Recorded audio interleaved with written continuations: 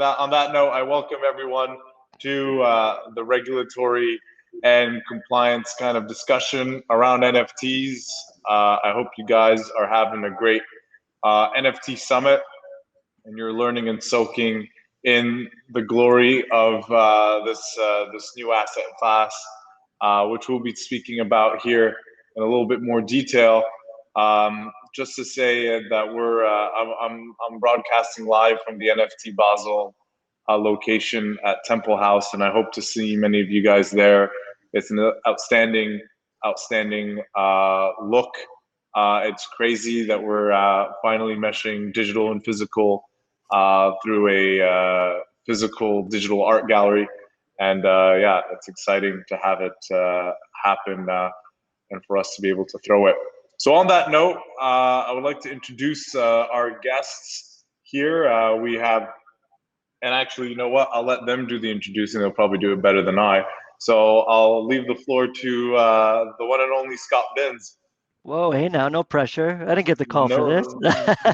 First, I'd like to thank Toufic for not inviting me to Miami to join you at the NFT house. Purposely done. I didn't want you to scare all the ladies on the beach. That was the whole problem. So Scott Binns, I'm a CPA by background. I'm a tax guy. Spent 20 years in tax, doing everything under the sun, and I've I guess immersed myself in 2016 in the crypto blockchain space and emerging technologies as a whole. Why? Because a client asked me, hey, I got some Ethereum, how do I tax this? And I said, I tried to swim a little bit, and I had no idea, know what you're talking about. And where is my income tax act? It's here somewhere. And this thing doesn't tell you. So I did a deep dive. The CRA didn't really help. We were a bit behind. And, you know, I took it upon myself, dove in, looked at the white paper of 2008 of the first Bitcoin use case of blockchain. And from there, and keeping up with it with guys like Toufic, who I know are strong lawyers in the space as well. And here we are as the evolution continues, going from, you know, fungible tokens to now, you know, non-fungible tokens with the ERC 721 and so forth. That's me. I'm at Richter. I should mention my firm's name. We're a 600-person CPA firm. We do everything under the sun, but that's enough. Dave, Mike is yours. Thanks, Matt. I'm Dave Rodman. I'm the managing partner at the Rodman Law Group. Our two biggest practice areas are cannabis and blockchain crypto. So we got started in cannabis, it's still our biggest practice area, but I also jumped in 2016 for a similar reason. Basically, somebody who was very close to me said that he was interested in doing an ICO, and I was like, what's that? So I had to jump in, and it was baptism by fire, for sure. But we've been in the space serving as outside general counsel to a couple of projects, being personal counselor to some high net worth blockchain pioneers, and we currently are representing several NFT companies that are doing quite well in the space. So the NFT aspect of this, I mean, I'm a securities lawyer by training, an IP lawyer by training. Got to do a lot of that in cannabis because there wasn't a lot of traditional lawyers in the space. So when I looked at crypto and saw that other lawyers were vacillating, I was like, this is a de-risk for me because the underlying isn't federally illegal. So I jumped in and have been able to even more focus on the areas that I love, namely, you know, until recently, mostly on the security and banking secrecy stuff. But then the IP with the sort of NFT winter to spring that we had starting in November and kind of really accelerating in January. And so it's been an honor to kind of help people through this and to point out some things that a lot of people aren't thinking about. Dave, I love what you said there and what you do and how you combine those two industries. And my favorite is there's miners out there, and what they do with the excess heat when it comes out of the industrial space is they put it out into a greenhouse, and in the greenhouse they use that excess heat to grow the marijuana. So I thought that's pretty ingenious. There's when I first two birds, one stone. When I first started representing people in the crypto space, I was really surprised at how much overlap there was with people in the cannabis space, just personality types, sort of goals. So they've always been very, very connected. 21st century cowboys. Yeah. And us being the lawyers and the tax advisors, we're kind of the assistants of the Cowboys, making sure that the Cowboys don't go too off the rails. But yeah, I'm also a lawyer, guys, and I work for Renno and Co. and we do emerging tech. Funny, you guys are listing your first project. Our first project was a crypto fund, active managed crypto fund out in 2017, which was a pretty cool first project. Definitely a baptism by fire, though I was kind of in the space for a bit beforehand. Well, that's interesting. You guys have a depth of experience, and I think, you know what, let's get right into the question that everyone has on their minds, which is, how are NFTs unique from a tax and legal perspective? Let's just get into it. What the hell are they from a tax and legal perspective? Should people be worried? Yeah, curious to hear you guys' thoughts. Is it all doom and gloom, or is it the perfect token that, you know, well coordinates itself through all the tax and securities issues and unregulated? I could start on the tax side if you want, Dave, and kind of talk about that as we move forward, and then maybe you want to jump in on the regulatory side. Sure. You good at that? Yeah. So, you know, it's funny because you ask a loaded question there, Toufic. It's tax, but you also say it's a doom and gloom, and people don't know about it. And we talk about how it's been around since 2008, but you, Dave, and I all talked about how we jumped in 2016, 2017. So, and we know that we're a select few who are advising in this space. So what happened between 2008 and 2016? And I could tell you in the past, in the glory days, when you look at Swiss bank account or offshore accounts, and where was the CRA and how they were finding people who weren't declaring, and it took forever, right? It took decades for them to track this down. Well, as slow as our regulators may be and our governments may be in getting in line with innovation, they have gotten a lot faster in terms of tracking people down and getting them to report things. So in today's world, when Bitcoin started in 2008, up until about 2014, there was nothing. They started to comment on it.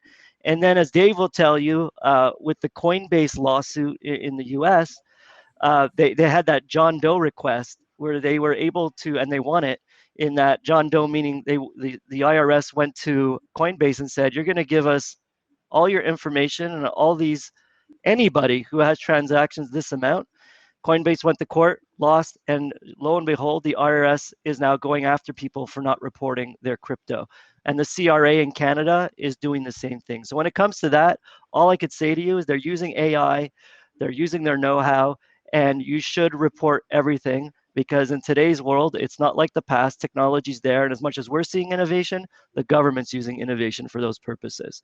Now, when we talk about tax, and I'll use this again, when I jumped into digital entertainment, and that's one of the first things I got into, is relatively new, YouTube stars, to be honest. I had some YouTube stars as clients, and I went into my Income Tax Act to learn about, to see, well, how am I going to tax these digital videos and royalties? And when you read the Income Tax Act, at least in Canada, it refers to television, cinema, film, mentions nothing about digital entertainment or art or anything digital.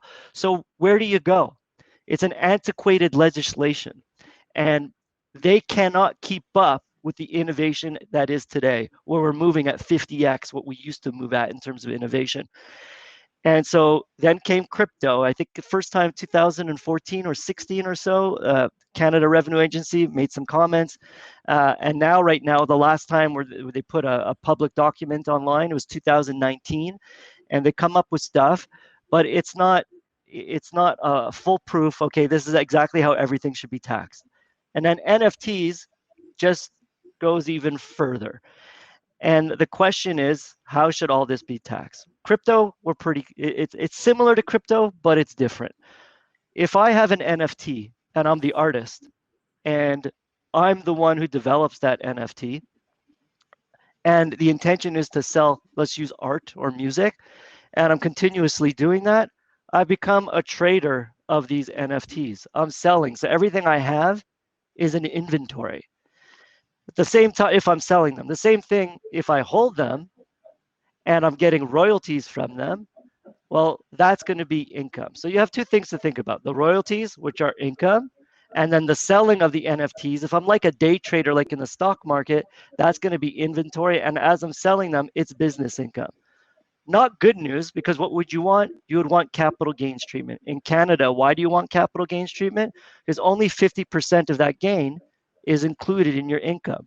So then you may say to yourself, how do I get capital gains treatment? Well, if I have an NFT and let's say I go into Nifty Gateway or Rarible, whatever it is, and I buy that NFT and I hold it, and my intention isn't to quickly trade it with somebody, and it's to hold it, and it's going to go up in value. Maybe I license it and I get royalties from it as well. Well, as long as you're holding it and you're not trading and it's not your business, so to speak, and we could go into that more after because I want to give Dave time to speak, obviously, then you could treat it as a capital gain. I'm going to stop there. So you have the income component, you have the capital gain treatment. I don't want to keep going, but we'll dive back into, I'm going to let Dave talk about some of the regulatory issues.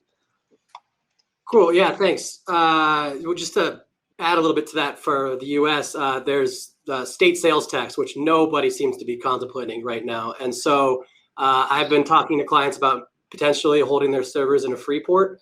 Also the nomad states in the United States, which are New Hampshire, Oregon, Montana, Alaska, and Delaware, which don't collect state sales tax. There's also some specific states that have some digital sales tax rules. That's sort of, you asked for big red flags. Like, failing to do that can be monstrous, especially for people in California, where a lot of these tech companies are based. So I think that is a huge issue. Moving more toward. But maybe just to add to that, what happens if I'm minting and my servers are all offshore, and I'm minting and selling the NFTs from an offshore jurisdiction? Does that help at all from a sales tax perspective? So maybe from a sales tax perspective, it all depends on what the nexus is, and that is way too detailed of a conversation for this right now. But the nexus of where the transaction happens is what matters, and there will be litigation over this, I guarantee you. But people will try to argue, like, okay, I did this in the BVIs, I did this in Seychelles, because that's where my servers are, that's my company's incorporated. Well, who bought it from you? What's their nexus? Who else is buying from you, et cetera, et cetera. But to move it more from the tax to the legal standpoint on things, there are obviously massive issues around intellectual property. Who has the right to do what? No one seems to be very few people seem to be taking the step of registering their copyrights for art. And so that is problematic, because you cannot enforce your rights to a piece of a copywritten work unless you own the rights, unless they're registered. So copyright exists the moment something is fixed, an idea is fixed in a tangible medium of expression. That's a copyright, but it's not registered, you cannot enforce it. So I caution artists who are going to go and put something on a platform to register their digital art, and to then formally decide how that is going to be handled in the sale.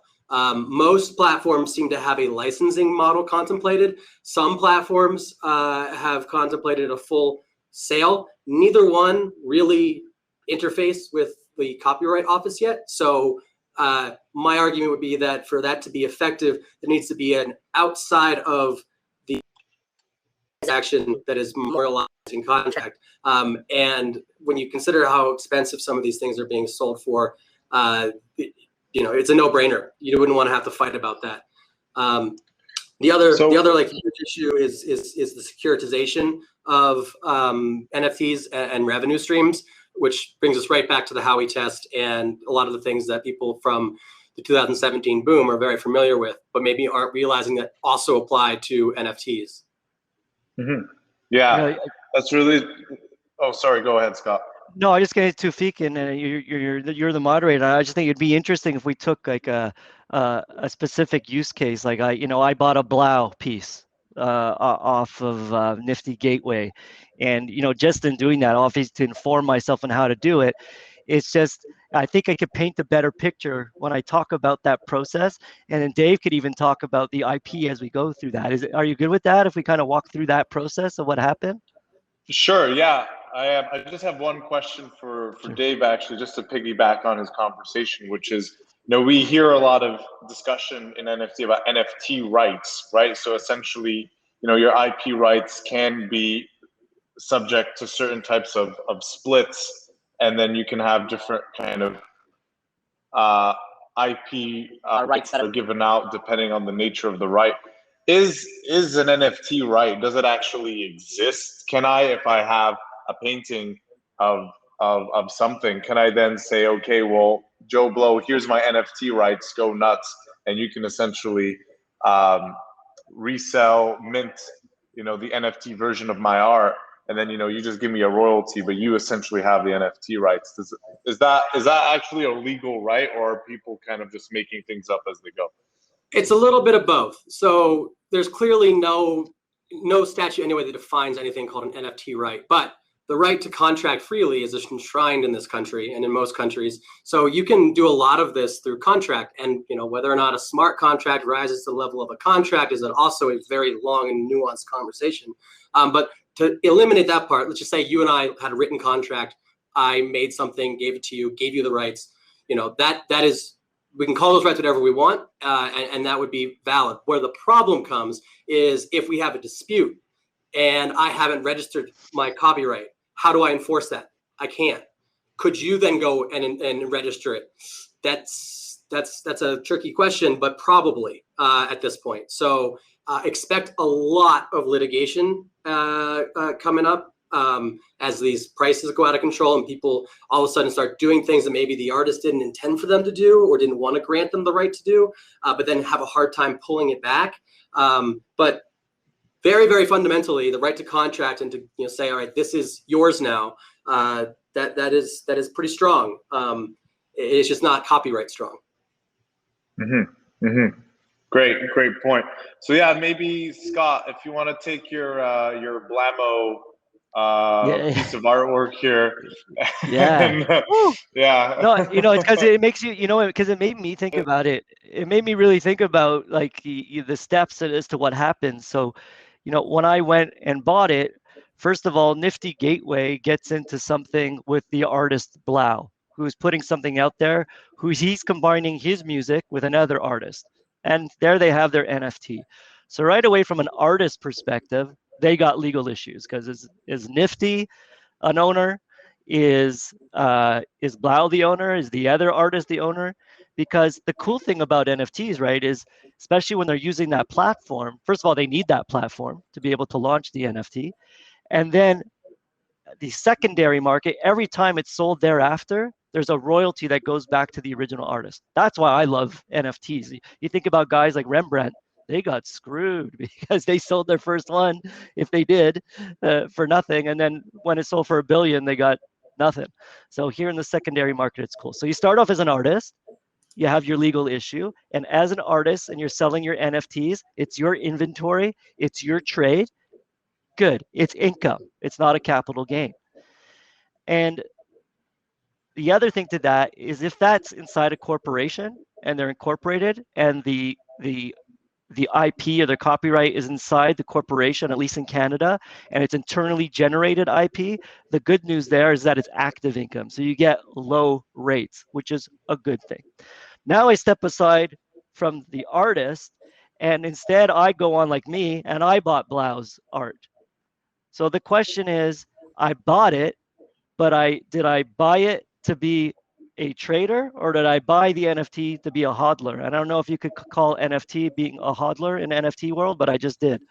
And the question is, if I keep buying all these different, go with it. If I keep buying all these different NFTs and I'm building up my own business, and now I'm going to start trading all this digital art, and I'm going to become an expert in it, and I start soliciting people to buy all my pieces of art, even though it's not my original art, then it's a business, all income. If instead I hodl that art, so what's that trigger? What's that trigger? What's that trigger really that you see? Like, how does one decide what is the business trigger? Like, how many times do I have to sell my NFT for it to like put me into the business side rather than just like the collectible enthusiast side? Like, is there any guidelines? Let's separate though the artist who's actually doing it for their living, who's selling their art. To me, clearly they're akin to a trader. Mm-hmm. That's them, and the royalties they get, that could be taxed differently on what they're doing. When it comes to me, who's buying the art from the NFT from the artist, it really becomes, is it my primary source of income? What was my intention at first? Was my intention just to flip it right away? No different than when you hear about those house flippers. You're going in, renovating, flipping the house, going in, renovating, flipping the house, as opposed to buying your house, keeping it for a year or two and moving on. Those are the kind of differences. It's not all in one. It's like a five-pronged test. And obviously in Canada, they look at all 5 things. And I guess the easiest way to look at it is a stock. A lot of us, we trade in stocks, right? Not trade, but we buy Tesla, we buy Apple, we hold them. We're going to get dividends from them. And then later we'll sell. And the intention was to get the dividends. And I'm not trading like a stockbroker who's on the floor where he's an expert in the stock market, and that's what he does daily, and he's trading. I think that's the difference. So transactional experience, know-how, soliciting offers. And if you're not doing any of that and you're just doing like a normal person does, or they invest in Apple and Tesla, I think you're going to be okay. That's my take in it. So now you have that. You have the hodler. The other thing is, and Dave, referred to this. Number one is, as an artist, if you're selling your NFTs and you're selling more than $30,000 worth a year, you better get registered for sales tax. And also the bigger thing is where are these NFTs held? And it's no different than crypto, where I see people who have wallets with centralized exchanges, and they have them in Singapore or Japan, wherever it may be. And if they have crypto there, I'd say to you, you'll have to file a T1135, which is a foreign reporting. And I guess the US, Dave, maybe it's an FBAR, but I'm not sure. Not yet. There's talk of requiring FBAR for crypto accounts, but it has not been passed yet. So as of now, there is no FBAR requirement unless it's a fiat component. Okay, so we do that in Canada as a precautionary, because to us, maybe it is a foreign security. And then the question is, if you hold it on your own hard wallet and it's not really held at a centralized exchange, then are you good? So those are the type of discussions we get into. Well, yeah, and from a Canadian legal perspective as well, if you're buying NFTs off of a centralized NFT, marketplace, and they're actually holding your NFTs in their wallet, in a wallet that is provided to you through that platform, right? Under the Canadian Securities Administration's point of view, you would actually be trading in derivatives there, because you're not actually the underlying asset, which is the NFT, but you're trading the rights to that asset through the platform. And if there isn't actually a immediate disposition of the asset, where possession, ownership, and control actually switch from one person to another, you enter technically from the eyes of the CSA, you do enter into derivatives trading, which is pretty crazy. But it's it's quite contentious. From Dave's probably listening to this, he's like, "What the hell?" And I'm like, "Wow, America's not the worst place for crypto or something. Like, that's insane." I'm just being like, "All right, we're the worst." Dave, not only that is as a Canadian, if I have foreign accounts with cash, and for those of you who invest in NFTs, whether it be through the Flow blockchain with Dapper and the NBA Top Shots, even your U.S. cash is sitting in a foreign place. I know with Nifty Gateway, it's sitting. To get it out, you actually got to take the amount from and put it into a Gemini account to get it out as a Canadian. So as a Canadian going into these things, getting your money out is impossible. So you're leaving it on these foreign platforms, and to me that's foreign money, and therefore you do need to report it on that T1135, what comes with somewhat heavy penalties. Not as bad as your FBAR penalties. I think it's $5. Yeah, I think it's 4 to 1. Ours is about 2,500. But then there's negligent penalties that could get pretty nasty. You could get up there to 12,000, 24,000. Not to scare everybody, but report your stuff. Yeah, no, it's. That was all very interesting there. Thanks for that. So I guess one thing that maybe sorry, Dave. Maybe one thing that we may want to speak to the crowd about. There may be some artists here in the crowd that are looking to actually mint their NFTs, and I know that artists may not be the most actually knowledgeable in this space about what are the certain they can get these contracts, and I've seen these creator agreements which can be quite draconian for the artists, and also there may be a lot of tax stuff that is tax and accounting stuff that may need to play into their decision making when they are minting their NFTs. So maybe let's give them like a quick 30-second, hey, what should you watch out for when you're going on these platforms and looking to mint maybe a piece of your art? With that, we need to circle back and say this is all educational. None of this is legal advice. Lawyers are not your CPAs. This is not specific counsel. Talk to a lawyer. Talk to a CPA. Get advice. Get legal counsel. Dave, I don't want to interrupt you, but ditto on that. I echo exactly what Dave said. This is not, I'm an accountant, but I'm not your accountant yet. All right, guys, you're all going to get the fine print in the mail, and we're all going to get you to sign the waivers. So don't worry, we got you covered. But yeah, indeed, this is just general and for entertainment purposes. But yeah, indeed, we got our disclaimers out, so to speak. Yeah, I mean, I think a panel of lawyers and accountants, you're gonna get some disclaimers out, 100%. So yeah, sorry, Dave. I think to answer your question, I mean, it goes back to what I said originally. Like, if you're an artist and you've got a piece of digital art, register a copyright. I don't know exactly how it works in Canada, but in the US, it's pretty straightforward. Do that first, and then do anything else that you're going to do. As far as minting goes, that is the most important thing that you can do if you are an artist and you don't have, a team of lawyers and accountants helping you make your decisions. It costs very little. It's very easy. Do it. That's number one. And then I'll let Scott jump in. I have some other thoughts as well. Yeah, I mean, from that perspective, I would actually, as the CPA, as soon as they come to me, before I start talking to them with the tax effect or structuring this and that, I'd send them to someone like yourself, Dave, or to Toufic, to get the legal framework set up to protect yourself. You're dealing with a platform. Well, I have questions. Even what if the platform goes bust, and they're hosting and they're the NFTs on there? Like, I don't. Yeah, I mean, if the pin gets severed, we have one client, NFT 42, who's working on like legit on chain storage, which, I mean, it's going to be revolutionary. But until that actually goes live, you have putting something on Rarible. I mean, that's infinitely censorable. Same for OpenSea. So you can kind of go up a bit on the EFS. I'm so sorry to interrupt, but we are running over time and I have to bring on the next list of panelists. But fascinating conversation. I really hate to cut you off. Dave, if you want to wrap up your thoughts, and you can all give a little closing statement. And thank you again for joining us. Well, thank you, Tali. My closing thought, actually, what I was going to say earlier is that someone asked the question, how quickly do you see the metaverse space growing? I think very quickly. Our firm has a physical presence there. You can visit us at 2 Grant Street in San Francisco in Crypto Voxels. And I think that it's important that you work with somebody who has knowledge of this stuff. Scott clearly bought something from Blau. We've been minting NFTs at the firm. We know what we're talking about. You've got to go to somebody who understands these things on a technical level. We'd love to chat with you.